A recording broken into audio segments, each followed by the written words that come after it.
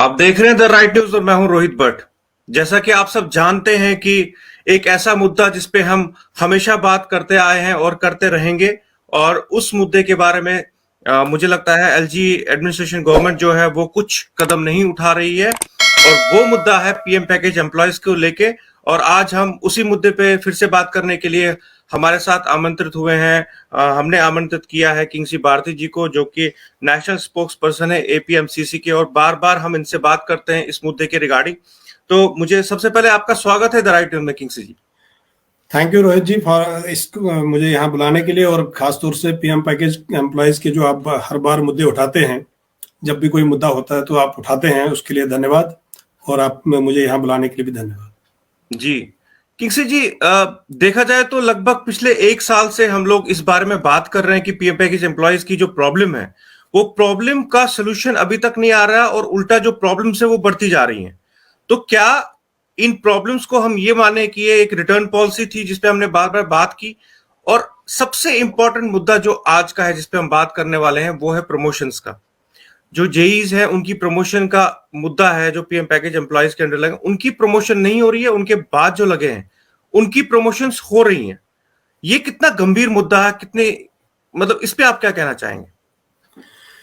देखिए, हम लोग वाकई पिछले एक साल से बात तो कर ही रहे हैं, लेकिन जहां तक पीएम पैकेज एम्प्लॉयज का सवाल है, आप अगर पीछे पीछे इसको अगर हम इतिहास कहें तो पिछले 12 साल का जो अगर आप इतिहास पढ़ देखें इनका, जब से इनकी जॉब्स लगी हैं 2010 में, तब से इनके साथ हर तरीके की प्रॉब्लम्स हैं, हर तरीके का भेदभावपूर्ण जो बर्ताव किया जाता है। और सरकार तब पॉलिटिकल थी, तब हम किसी के पास जा भी सकते थे, किसी से बात भी कर सकते थे। लेकिन पिछले 1-2 साल में एक परेशानी ऐसी आ गई है कि वैसे तो बाकी चीजें चल रही है सरकार के लिए, हर मतलब नया जम्मू कश्मीर बनने जा रहा है, बाकी चीजें हो रही है, स्मार्ट सिटी बनने जा रही है, लेकिन अगर कुछ नहीं बनने जा रहा है और अगर कुछ किसी का मसला हल नहीं होता है, तो वो है कश्मीरी माइग्रेंट्स, जिनको खास तौर से जो पीएम पैकेज एम्प्लॉयज हैं, जिनको मैं बार बार एक पीस एम्बेसडर्स कहता हूं गवर्नमेंट के, क्योंकि यही लोग वो हैं जो पहले चरण में कश्मीर गए थे, और इस लिए गए थे ताकि वहां पर पूरा जो हमारा जो भारतवर्ष का जो एक स्तंभ है वहां पर उसको स्थापित किया जाए, और फिर से कश्मीर में अपने घरों में वापस चला जाए। लेकिन देखा जाएगा तो पिछले 12 साल से हर बार इनके साथ कहीं ना कहीं किसी न किसी तरीके से एक मुद्दा निकाला जाता है ताकि इनको डिस्क्रिमिनेटेड रखा जाए और इनको जो इनके हक हैं उनसे वंचित रखा जाए। चाहे वो आज की डेट में अगर हम देखें, चाहे वो SO 194 की बात हो, चाहे वो प्रमोशंस की बात हो। अब प्रमोशंस पे अगर आप देखेंगे, चाहे जूनियर इंजीनियर्स की प्रमोशंस हो, चाहे जूनियर असिस्टेंट्स की प्रमोशंस की बात हो, या फिर सोशल वेलफेयर डिपार्टमेंट में हो, या कोई भी डिपार्टमेंट हो, हर जगह इनको पीछे रखा जाता है। और विडंबना यह है कि इस बार सुनने वाला कोई नहीं है। पिछली बार हम जब बात कर रहे थे तो हमारे कुछ पॉलिटिकल लोग भी थे यहाँ पे, तो उन्होंने कहा था कि आप गलत पॉलिटिकल पार्टी को इसका श्रेय दे रहे हो। लेकिन मेरा मानना है कि जो बात सही है उस बात को कहने में कोई हर्ज नहीं है। लेकिन पिछले 2 साल से हम देख रहे हैं कि हमारी सुनवाई कहीं नहीं है, क्योंकि आप किसके पास जाएंगे? पहले कोई पॉलिटिकल आदमी होता था, उसको चाहे वो हम लोग वोट बैंक है या नहीं है, इलेक्शंस हैं या नहीं है, लेकिन फिर भी उनको फंसे हुए हमारी बात करनी पड़ती थी। लेकिन जब से जो एलजी साहब का रूल आया है, तब ब्यूरोक्रेसी है। इस ब्यूरोक्रेसी को ना तो कोई इलेक्शन लड़ना है, ना इनको कोई जो जनता के साथ कोई कांटेक्ट होता है। कहने को तो ये पब्लिक सर्वेंट्स होते हैं, लेकिन पब्लिक के साथ इनका टोटल डिस्कनेक्ट होता है, क्योंकि ये पुराने जमाने के एक राजा महाराजाओं की तरह रहते हैं। जो इनका मन करता है, जो उनके अपनी पॉलिसीज के हिसाब से जो ये पॉलिसीज बनाते हैं, उसी को आगे बढ़ाते हैं। इसी सिलसिले में अगर हम देखें तो जैसे जूनियर इंजीनियर्स की बात है, इनको प्रमोशंस नहीं मिल रही हैं, और अगर किसी को प्रमोशन दिया भी है, इन्होंने मान लीजिए सोशल वेलफेयर डिपार्टमेंट में कहीं पर इनको प्रमोट किया गया है, तो प्रमोट उनको एज इंचार्ज किया गया है, और लेकिन इन देयर ओन पे एंड स्केल, और वहां पर अपनी ही पोजीशंस पे अपनी मतलब एक जो है क्या कहते हैं उनको एक लॉलीपॉप पकड़ा दिया गया कि चलो जी आप प्रमोट हो गए, लेकिन आपको पे उतनी नहीं मिलेगी, आपको वो हक नहीं मिलेंगे, आपको वो इंसेंटिव्स नहीं मिलेंगे, लेकिन आपको प्रमोट कर दिया।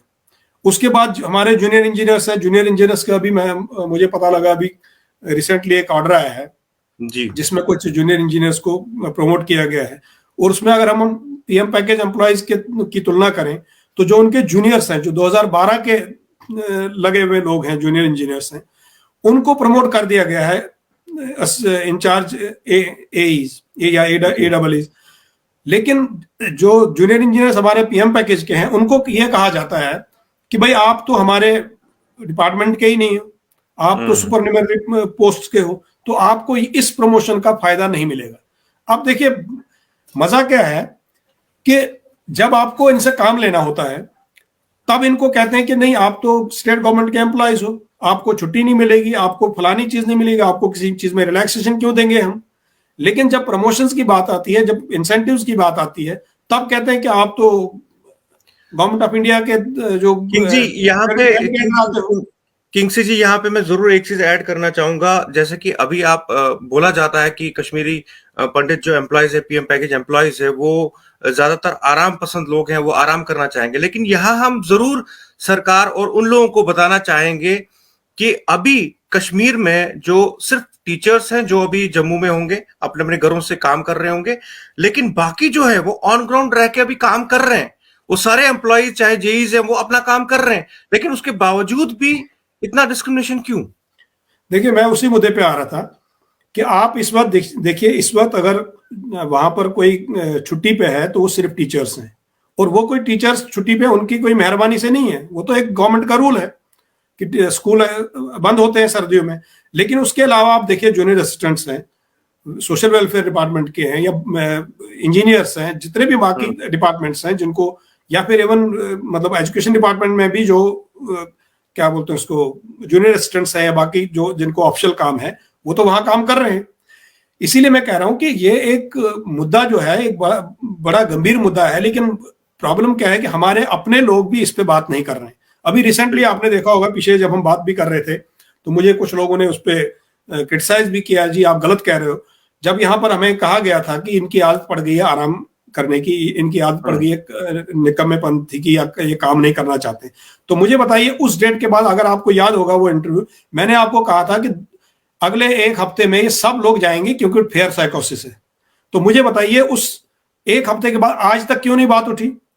मतलब ये लोग हमको फेयर साइकोसिस का वो भी नहीं देना चाहते हैं, ये लोग हमको काम भी करवाना चाहते हैं, ये लोग हमें छुट्टियां भी नहीं देना चाहते हैं, और उसके बाद ये लोग हमें प्रमोशंस भी नहीं देना चाहते हैं।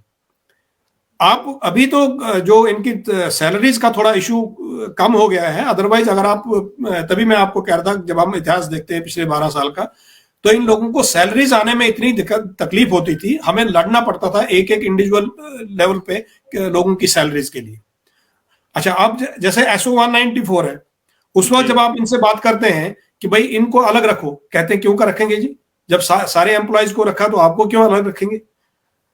जब हम कहते हैं भाई हम तो सुपरन्यूमरी पोस्ट है, हमें तो ये गवर्नमेंट ऑफ इंडिया की पोस्ट है, क्योंकि स्टेट गवर्नमेंट ने तो उस वक्त 3,000 देने से भी मना कर दिया था, तो वो कहते हैं वो ऐसा कुछ नहीं है, आप यहाँ पर काम कर रहे हो, आपको इसके अंडर आना चाहिए। लेकिन जब प्रमोशंस की बात आती है तब इनके जो ब्यूरोक्रेट्स हैं वो कहते हैं कि नहीं आप तो सुपरन्यूमरी पोस्ट हैं, आप हमारे डिपार्टमेंट के ही नहीं है, जब आप हमारे डिपार्टमेंट के साथ प्रॉपरली मर्ज हो जाएंगे तब देखेंगे। यानी कि जो जेई आज जेई है पिछले 12 साल से, उसका जो जूनियर है वो एई बन गया है, लेकिन हमारा जेई वेट कर रहा है कि कब वो मर्ज करेंगे इसको, और वो मर्ज कभी नहीं करेंगे, क्योंकि इनको ये सिर्फ एक दिखावा करना है कि कश्मीरी माइग्रेंट्स को, कश्मीरी पंडित को हमने 6,000 नौकरियां दे दी, तो जैसे कि ऐसा लग रहा है जैसे भीख दे दी हो। तो प्रॉब्लम क्या है कि आजकल मैं जो कह रहा हूं शुरू से, ब्यूरोक्रेसी में एक बहुत बड़ा सेक्शन है जो पहले भी था, आज भी है, जो कभी नहीं चाहता था कि कश्मीरी पंडित कश्मीर वापस जाए। और वही जो सेक्शन है वो आज भी एक्टिव है, क्योंकि ब्यूरोक्रेसी तो चेंज हुई नहीं, पॉलिटिकल क्लास चेंज हो गया। और मैं तभी कह रहा, पिछली बार भी कह रहा था कि पॉलिटिकल क्लास में एक चीज ये थी कि अगर हम हंगामा करते थे, अगर हम कोई प्रोटेस्ट करते थे, तो वहां सुनवाई होती थी। चीफ मिनिस्टर को लगता था कि मेरी बदनामी हो रही है या कुछ हो रहा है, चलो कश्मीरी पंडित को की बात सुन लो। मिनिस्टर को लगता था कि हम कश्मीरी पंडित की बात सुनेंगे, लेकिन आज की डेट में आपसे कोई बात करके राजी नहीं है। यहाँ पर तो एक ब्यूरोक्रेट है, उनका तो एक जैसे एक मिशन है कि कश्मीरी पंडित को पीछे रखो। उन्होंने साफ साफ अपने डिपार्टमेंट के लोगों को कह दिया कि भाई आपकी प्रमोशन नहीं हो सकती क्योंकि आप हमारे एम्प्लॉयज ही नहीं हो। लास्ट टाइम एक ऑर्डर भी ऐसा ही आया था, उसमें रिटर्न में उन्होंने लिखा था कि आप तो हमारे एम्प्लॉय नहीं हो। तो ये जो एक मुद्दा है, मुझे लगता है हमारी कम्युनिटी को इस बात पे गंभीरता से सोचना चाहिए।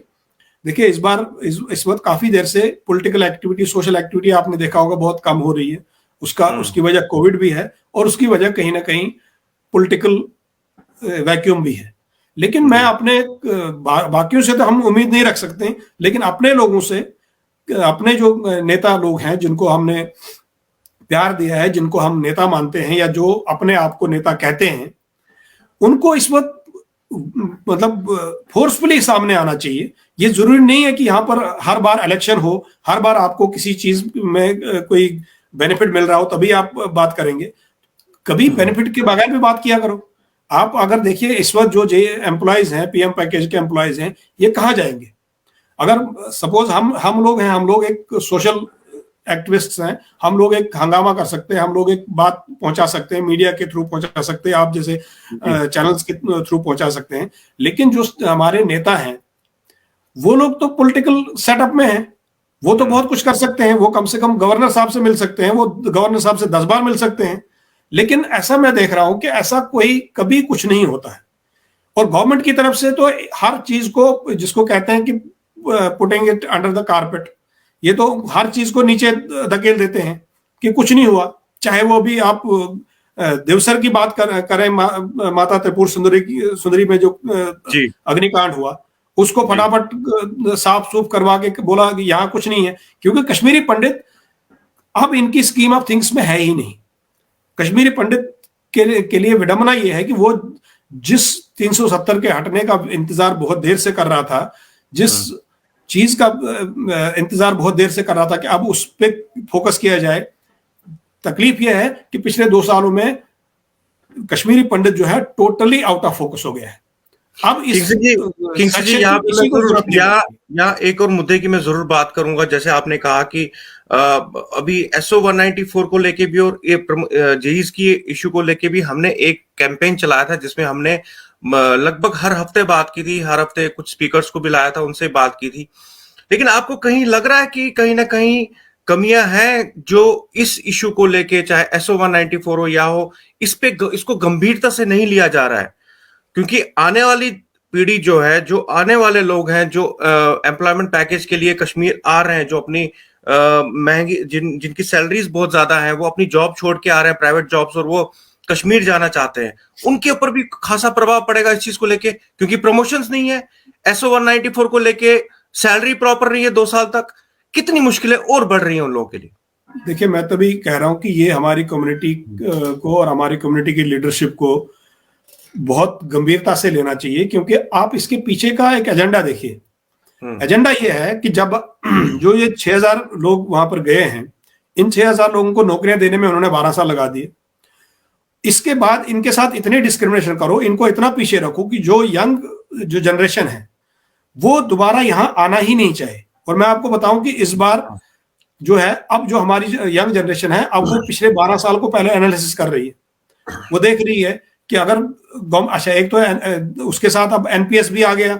जब हमने पिछली बार कहा कि भाई फिर NPS हमारे साथ क्यों जोड़ रहे हो, तब कहते नहीं, ये तो रूल आपको, मतलब रूल हम पे जो ड्यूटी वाले रूल हैं वो हमारे स्टेट गवर्नमेंट के लगेंगे, वो हमारे सारे वही रूल लगेंगे। लेकिन जहां हमारे राइट्स की बात आती है तो राइट्स हमें नहीं मिलेंगे, क्योंकि हम सुपरन्यूमरी पोस्ट हैं।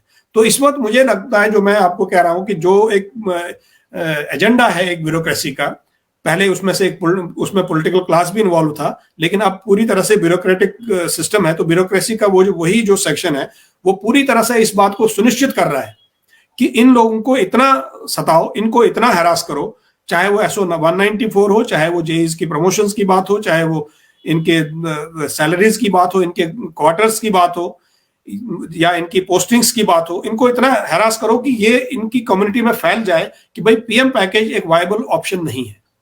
जो लोग हमारे अच्छे इंजीनियर्स हैं या बाकी अच्छे पढ़े लिखे लोग हैं जो वापस आना चाहते थे, जो कश्मीर आना चाहते थे और सिर्फ कश्मीर के साथ कनेक्शन के लिए वापस आना चाहते थे। क्योंकि मैं आपको बताऊं, बहुत सारे ऐसे लोग हैं जिनकी बहुत, जैसे आपने कहा, बहुत बड़ी बड़ी सैलरीज वो ले रहे हैं, लेकिन एक कनेक्ट, इमोशनल कनेक्ट भी होता है कि उस इमोशनल कनेक्शंस की वजह से अगर वो वापस कश्मीर जाना चाहते हैं कि चलो गवर्नमेंट जॉब भी है, आजकल सैलरीज भी अच्छी होती है गवर्नमेंट जॉब में, हम वापस जाएंगे। लेकिन जब आप देखेंगे कि उनके साथ इतना बड़ा डिस्क्रिमिनेशन हो रहा है, जो जेई आज जाएगा वो ये सोच के चलेगा मुझे 20 साल तक तो इन्होंने प्रमोशन देनी नहीं, और अगर प्राइवेट कंपनी में मैं तब तक तो सीईओ बन जाऊंगा। तो ये जो चीज है ये एक एजेंडा है, उस एजेंडा को समझना चाहिए। मैं खासतौर से जो आज की पॉलिटिकल लीडरशिप है, जिनकी आजकल हुकूमत है J&K पे भी और बाहर भी, उनसे मैं ये कहना चाहूंगा कि अपीजमेंट पॉलिसी की एक हद होती है। जो हमने 70 साल में अपीजमेंट पॉलिसी देखी है, अभी पिछले कुछ सालों में उसका 400 गुना ज्यादा हम प्रभाव देख रहे हैं। आप कश्मीरी पंडित को, कश्मीरी माइग्रेंट को बिल्कुल भूल चुके हैं और अपीजमेंट पॉलिसी में इतने खो गए हैं कि आपको ये मिन्सिक्यूल माइनॉरिटी जो है वो दिख नहीं रही है। लेकिन मैं आपको फिर वही बताना चाहता हूं, 800 साल की गुलामी के बाद भी, 800 साल में हम लोगों को दबाने के बाद भी हम लोग खत्म नहीं हुए। 800 साल तक कोशिश की गई कि हमको कश्मीर से खत्म कर दिया जाए, 7 माइग्रेशन हमारी होगी, लेकिन हम फिर भी खत्म नहीं होंगे। लेकिन आपके जो दामन पे ये दाग रहेगा कि जिन लोगों ने आप पे उम्मीद रखी थी कि आपके राज में हमारे साथ कुछ अच्छा बर्ताव होगा, हमारे साथ कुछ अच्छा व्यवहार होगा, और हम आपसे कुछ स्पेशल चीज नहीं मांग रहे, हम सिर्फ यही मांग रहे हैं कि जो हम नौकरी कर रहे हैं, जो आपको बाकी एम्प्लॉयज को दे रहे हैं, उसी हिसाब से हमको भी ट्रीट कीजिए। हमें वो तक नहीं दिया जा रहा। तो इसलिए मुझे लगता है कि ये कहीं ना कहीं एक चाल है जो कि शुरू से इसमें एजेंडा अपनाया गया था, चाहे वो एफिडेविट के रूप में था, चाहे, क्योंकि आप जब देखेंगे बहुत सारे लोग कहते हैं आप लोगों ने तो जी एफिडेविट दिया हुआ था। ये कोई नहीं बोलता है, ये कोई हमारे लीडरशिप में भी कोई नहीं समझाने की कोशिश करता है एम्प्लॉयज को कि भाई उस एफिडेविट का कोई वैल्यू नहीं, वो लीगली स्टैंड ही नहीं करता है। क्योंकि एफिडेविट जो है उसका मतलब है कि हम बंधुआ मजदूर हैं और बॉन्डेड लेबर इंडिया में खत्म हुए तो जमाना हो गया।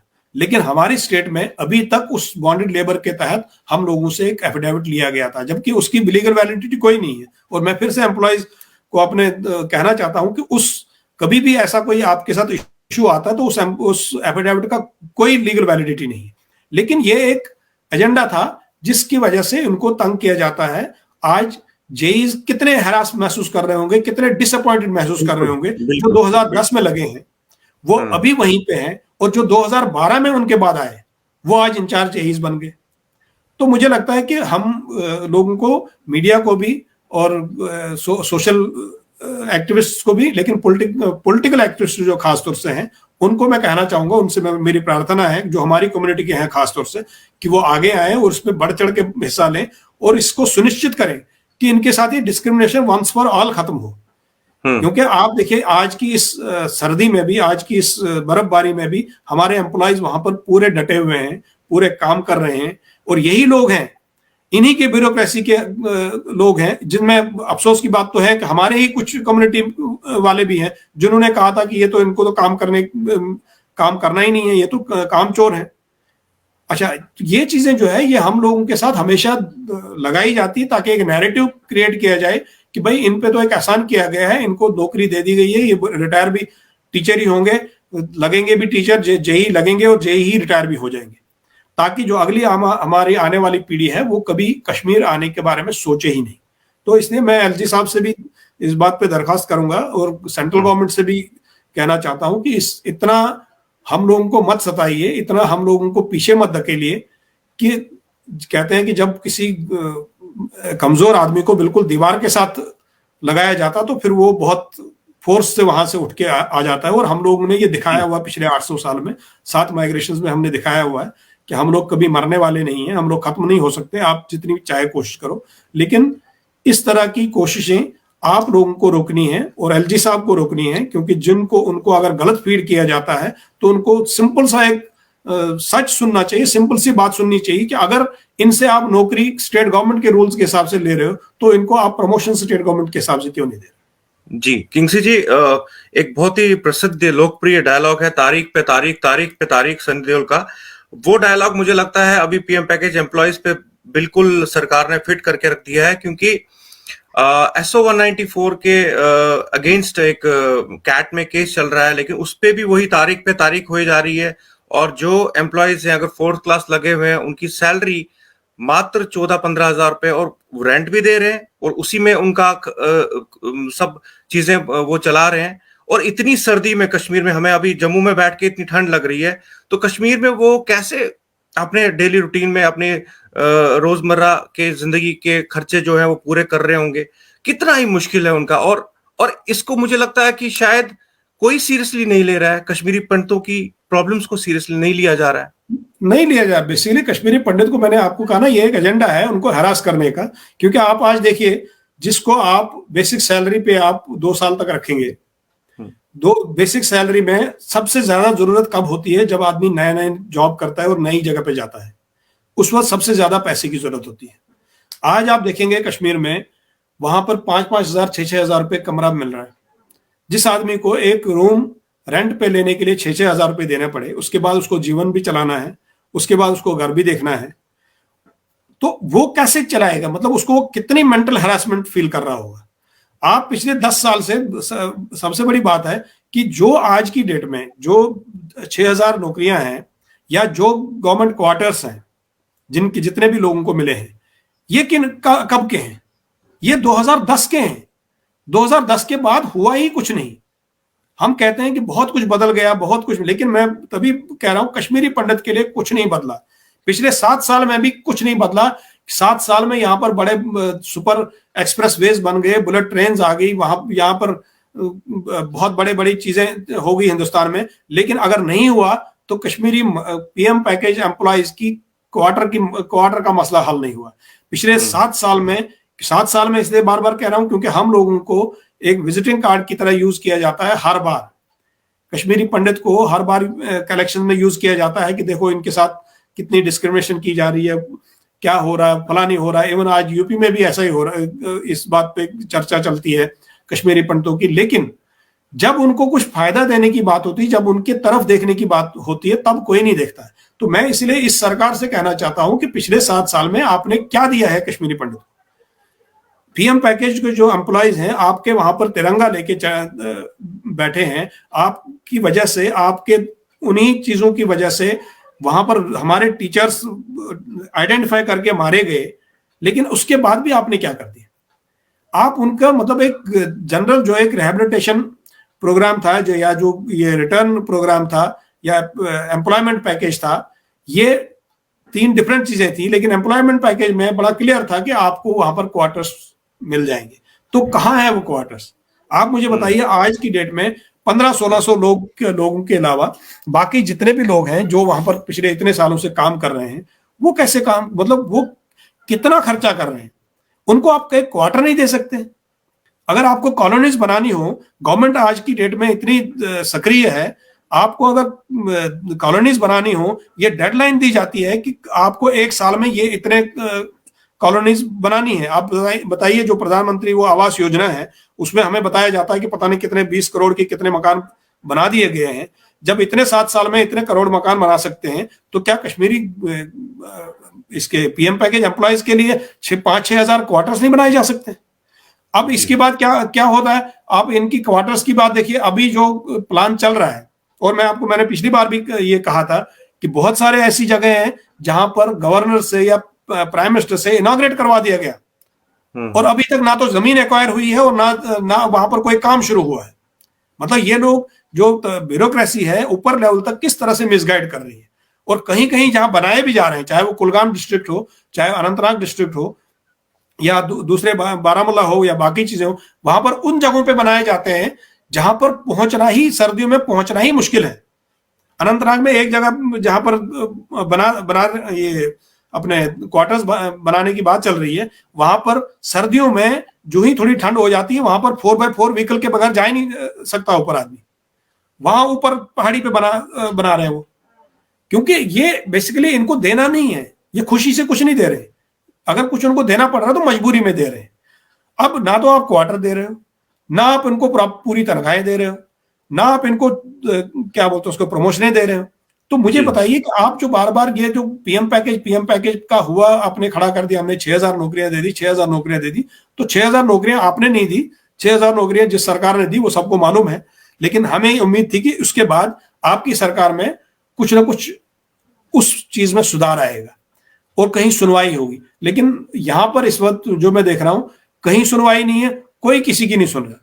यहां पर आप जहां मर्जी ग्रीवेंस सेल्स हैं, कुछ है, गवर्नर साहब की ग्रीवेंस सेल है। मैं खुद पर्सनली कितनी बार बहुत सारे डिफरेंट मुद्दों पे वहां पर ग्रीवेंसेस रजिस्टर कर चुका हूं, लेकिन कभी किसी बात पे कोई रिस्पॉन्स नहीं आता है, कहीं पे कोई रिस्पॉन्ड नहीं करता है। इसलिए मुझे लगता है कि हम लोगों को as a community in PM package employees के बैकबोन बनना चाहिए और इनके साथ खड़े होना चाहिए। जैसे एपीएमसीसी शुरू से खड़ा है, वैसे ही बाकी सब लोगों को अपनी ईगोज, अपनी बाकी चीजें छोड़ के आनी चाहिए और उनको समझना चाहिए कि ये इस वक्त हमारी फ्यूचर जनरेशन जो है तबाह की जा रही है। एक वेल प्लान्ड एक साजिश के तहत इसको तबाह किया जा रहा है और इसको रोकना बहुत जरूरी है। जी किंग जी, मुझे लगता है ये बहुत ही सही समय है कि सभी जो हमारे कम्युनिटी के लीडर्स हैं, चाहे वो किसी भी ग्रुप और पार्टी से बिलोंग करते हो, उन सबको एक होके इस मुद्दे पे बात करनी चाहिए, क्योंकि ये हमारे जो पीएम पैकेज एम्प्लॉयज हैं उनके भविष्य की बात है। जबकि 2010 से आपने खुद बताया, सभी को पता है कि वो प्रमोट नहीं हुए। 2012 के नॉन पीएम पैकेज एम्प्लॉयज है वो प्रमोट हो गए हैं, और इससे खाली वो निराश नहीं हुए होंगे, उनकी मानसिकता पे इतना बड़ा एक झटका लगा होगा ये सब देख के कि मतलब उनके जो जूनियर्स हैं वो उनसे प्रमोट हो गए हैं, वो वहां पे एज ए उनके सीनियर बन के अभी जॉब कर रहे हैं। तो उम्मीद करते हैं कि सभी हमारे कम्युनिटी हेड्स जो है वो इस बात को समझे, इस बात की गंभीरता को। मैं तो ये भी कहूंगा कि जो हमारे अपनी कम्युनिटी के ब्यूरोक्रेट्स हैं जो गवर्नमेंट में हैं, उनको भी इस बात को समझना चाहिए कि उनका कर्तव्य कुछ कम्युनिटी की तरफ भी है। और मैं ये उनसे नहीं कह रहा हूं कि आप कुछ इलीगल काम करो, आप लीगल काम करो, लेकिन कम्युनिटी को भी, आप कम्युनिटी का वेलफेयर भी आपके माइंड में होना चाहिए। क्योंकि ऐसा नहीं है कि बाकी कम्युनिटीज के जो ब्यूरोक्रेट्स हैं या आईपीएस ऑफिसर्स हैं या बाकी लोग हैं वो अपनी कम्युनिटी को नहीं देखते हैं, वो बिल्कुल देखते हैं। लेकिन प्रॉब्लम हमारी ही कम्युनिटी में है कि हमारी कम्युनिटी में ब्यूरोक्रेट्स हमेशा टॉप लेवल के ऑफिसर्स को खुश करने में लगे रहते हैं। उनको खुश करने के लिए उनको कम्युनिटी को चोर भी कहना पड़े वो चोर भी कह देते हैं, या बाकी चीजें करनी पड़ी वो भी कर देते हैं। लेकिन इस तरह से आपके साथ भी, क्योंकि अल्टीमेटली आपने भी कम्युनिटी में ही वापस आना है, आप भी कम्युनिटी से ही आते हैं, इसलिए ब्यूरोक्रेट्स को भी, और खास तौर से जो पॉलिटिकल क्लास है, पॉलिटिकल लीडरशिप जो है, जो हमारी अभी आप देखेंगे अगर इलेक्शन अनाउंस हुए तो 2 मिनट में आप देखेंगे एकदम से एक पॉलिटिकल लीडर्स की मशरूमिंग शुरू हो जाएगी। हर तरफ से आपके पास भी दुनिया भर के लोग आएंगे, प्रेस रिलीज आएंगे।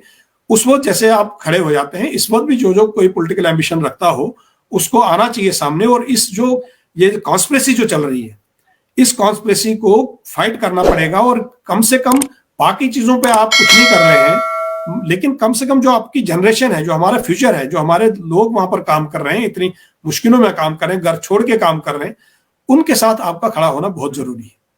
जी जी किंग सिद्धार्थ जी, हम जरूर आगे भी बात करते रहेंगे और पूरी तरह से कोशिश करेंगे कि हम जितने भी कम्युनिटी के लीडर्स हैं उनको साथ लाएं और एक डिबेट में लाएं, ताकि कोशिश करेंगे कि इनकी समस्याओं पे वो सब मिलके काम करें और ये समस्याएं और ना बढ़ जाए। क्योंकि देखा जा रहा है कि दिन ब दिन हर एक समस्या मल्टीप्लाई होती जा रही है और पीएम पैकेज एम्प्लॉयज की समस्याएं बढ़ती जा रही हैं। तो बहरहाल आपका बहुत बहुत धन्यवाद हमें समय देने के लिए, और बहुत जल्द हम फिर से इस मुद्दे के साथ कुछ और लोगों के साथ, आपके साथ भी एक और वार्तालाप करते हैं और बातचीत करते हैं, कोशिश करते हैं कि सरकार के तक ये बात पहुंचे और इनका सोल्यूशन हो, समाधान हो इनकी प्रॉब्लम का। बहुत बहुत धन्यवाद किंग सिद्धार्थ जी आपका। नमस्कार।